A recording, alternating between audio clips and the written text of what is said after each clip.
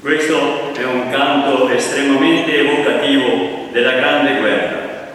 Le bombe che esplodono in lontananza scandiscono la marcia degli alpini verso il Monte Pasubio.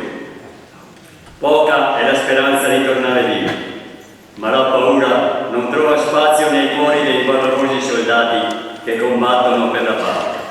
Con le parole di Carlo Gemignani e la musica di Betty De Marzi, Monte Pasubio.